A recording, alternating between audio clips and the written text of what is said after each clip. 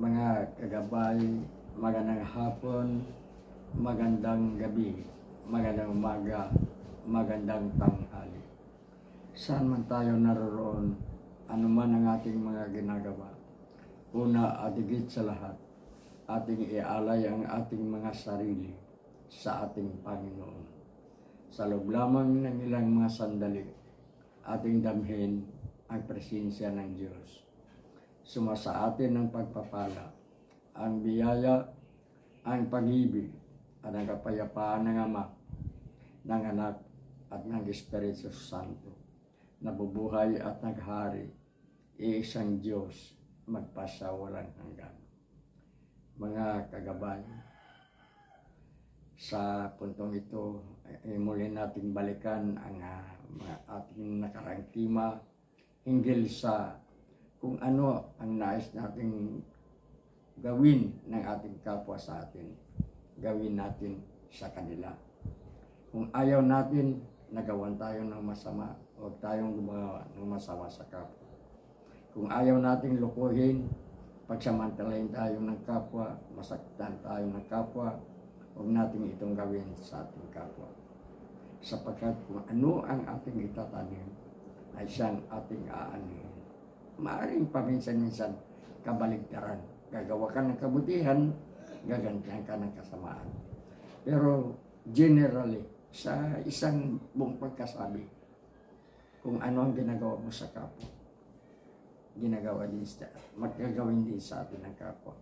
Kaya kung ano ang gusto natin, kung gusto natin ang itrato tayong mabuti ng ating kapwa, magiging mabuti tayo. Sapagkat ang pag-ibig, gagantihan ng pag-ibig. Ang pag-iimbot, ang pagluluko, ang gawa ng masama sa kapwa, babalik din sa atin. Babalik sa mga gumagawa. Kaya, gumawa tayo ng kabutihan. Huwag natin idahilan tayo wala sa ating sarili. Nakikita naman natin ang ating Panginoon. Ang tunay na Diyos na nagiging tunay na tao ng dahilan sa kanyang pagnanais na tayo ay maligtas, na tayo ay kanyang mapaglingkuran. Buong niyang ibinigay ang kanyang sarili sa kanyang paglilingkod sa atin, at siya ay ipinako at namatay sa krus. Hindi luma o lipas na ang ulit-ulitin natin ang pangangaral at ang pagtuturo ng ating Panginoon.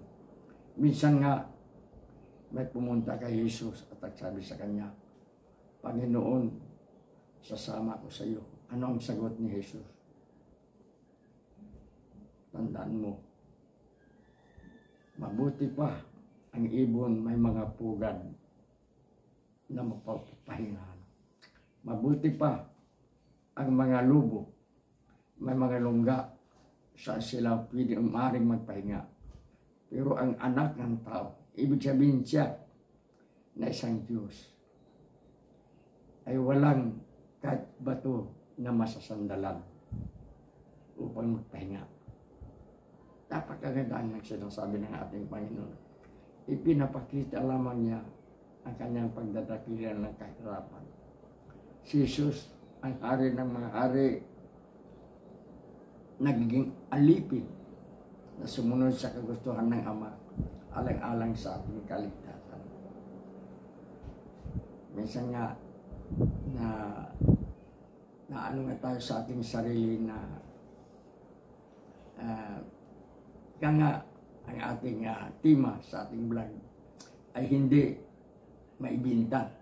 Dahil ang hinahanap ng ating mga tagapanood ng YouTube, ng Facebook ay yung mga political stories, celebrity stories, yung maganda para sa pandinig ng tanga. Yung mga pangangaral, yung mga paggawa ng kabutihan, ay lipas na, luma na. Old-fashioned na ang pamamaraan natin.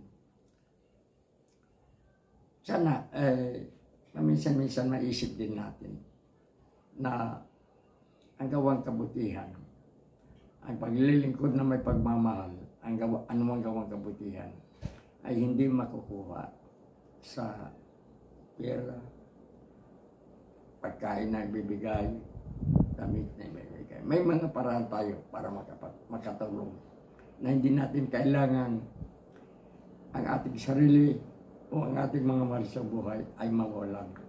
Hindi yan. Diba? May panahon tayo para sa mga sugal, para sa mga bisyo, may pera tayo. Pero pagdating sa konting abuloy sa simbahan, konting abuloy sa mga pulubi, konting tulong sa mga nangangailangan, mahirap tayong dumukot. Hindi ba pag tayo ay magsisimba, mayaman o mahirap tayo, pagdating ng koleksyon, ihirap tayong dumukot sa ating wallet, pinipili natin ang pinakamababa ng barya. Minsan nanghihinayang pa tayo. Mayaman naman ang simbahan ito. Mayaman naman si Father. Mayaman naman si Bishop. Bakit kailangan pag magpapalimos? Kaya pagpasok natin sa mga sabungan, kahit bang kabataan ngayon, nalulung sa online gambling, wala sa atin. Baligtad ang ating pagbigay, pakikibahagi sa kapwa. Pero lahat ng gumagawa ng kabutihan, magandang pala. Maaring hindi ka mababayaran ng iyong tinutulungan o hindi ka natulungan ng iyong kapwa. Pero siya na nasa taas, nakahandang magbigay sa iyo. At tayo sa mundong ito, dahil tayo ay naghahanap buhay, alam natin kung paano tayo tinutulungan ng Diyos at kung paano tayo ginagantimpalaan ng ating mga gawang mabuti. Minsan nga, tumutulong tayo sa kapwa. Nawalan tayo ng 1,000, 2,000. Pero minsan bigla na lamang sa mga hindi inaasahang pagkakataon, yung nagawa mong kabutihan, na ginagambalataan, binalikan ng kabutihan. Ito, i-implo natin itong isang pangyayari.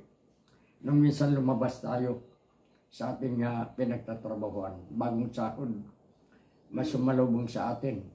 At ang sabi, "Sir, hindi mo ko kilala, pero kilala kita. Alam ko matulungan mo ako dahil kailangan ko ngayon." Sabi ko sa kanya, "Sir, kasi hindi na ako mahiyang magsabi. May sakit ang aking anak. Kailangan ko ang pantubos sa ospital kanya sa araw na ito. Sapagkat kung hindi ko siya mailabas sa ospital, lalong lalaki ang aking pagkakautang. Magkano bang pangangailangan mo?" Siya sabi noong pharmacy doon, sa gamot kailangan ko ang mga 1,500. Nang tinignan ko yung wallet ko, abay, 1,800 na lamang, wala nang 2,000. So kung ibigay ko pa yung 1,500 sa kanya, magkano lang matira ko? Sa akin, ano na lang, kulo sa Panginoon. Pero napilitan ako dahil naawa ako sa ayos niya kahit hindi ko siya kilala. Mga one week later, isang linggo, kailangan ko ang 5,000. 5,000 talaga kailangan ko noon. So hindi ko alam kung saan ako pupunta. Biglang lumapit sa akin yung janitor namin sa tanggapan namin. "Sir, yung may dumaan dito, pero umalis na at ayaw magpakilala. Pero para doon sa iyo itong inabot niya." Tinignan ko, 10,000. 5,000 ang kailangan ko. Sa uting kabutihan ang nagawa ko nung nakaraang linggo, higit na nagawa na ko ng kabutihan.